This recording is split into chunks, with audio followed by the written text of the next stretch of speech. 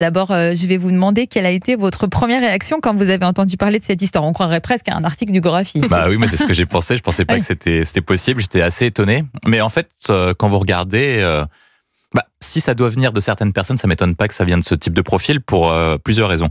La première, c'est que une partie de la classe politique considère qu'en fait, ils n'ont pas un mandat électoral, donc un mandat donné par le peuple, mais en fait, ils considèrent qu'ils sont propriétaires. En fait, vous avez beaucoup d'élus locaux qui considèrent qu'ils sont propriétaires de leur ville, qui sont propriétaires de leur département, qui sont propriétaires de leur région, et qu'en fait, certains utilisent les moyens de l'État, ils font une confusion entre les moyens de l'État et leurs moyens personnels. C'est-à-dire qu'en fait, ils demandent à leur secrétaire de faire leurs courses, ils demandent, on a eu une affaire comme ça avec les assistants parlementaires à qui on a demandé de passer le dressing, etc. Donc, Oui, on va en il parler. y a de plus en plus de confusion dans ce genre, et ça m'étonne pas que ça vienne d'eux, parce qu'en fait, quand vous regardez l'historique de la Macronie, en fait, les gens qui ont pris Emmanuel Macron, en fait, moi, la question que je me pose, c'est qu'en fait, Emmanuel Macron avait promis de prendre le meilleur et le meilleur de la droite, c'est ce qu'il avait appelé le cercle de la raison avec Alain Minc, mais au final, en termes de pratique politique, peut-être qu'il a pris ce qu'il y avait de pire de la gauche, et peut-être qu'il y avait de pire de la droite, parce que quand vous regardez le parcours de Yael Braun-Pivet, normalement, elle indique, en tout cas, qu'elle vient de la gauche.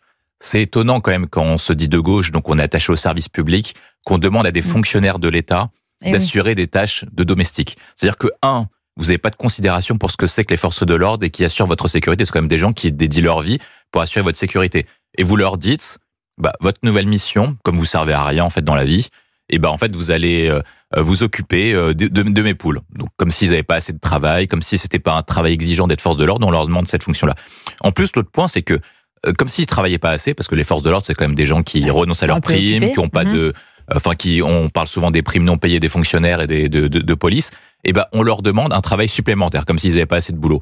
Et donc, c'est quand même étonnant pour quelqu'un qui vient de la gauche de se comporter de telle manière avec des gens qui sont consacrés au service public. Et donc, c'est ça, éventuellement, qui fait dire que peut-être qu'Emmanuel Macron avait peut-être des bonnes intentions, mais en tout cas, en termes de profil de ce qu'il a récupéré, il a récupéré les plus nuls de la gauche et peut-être les plus nuls de la droite.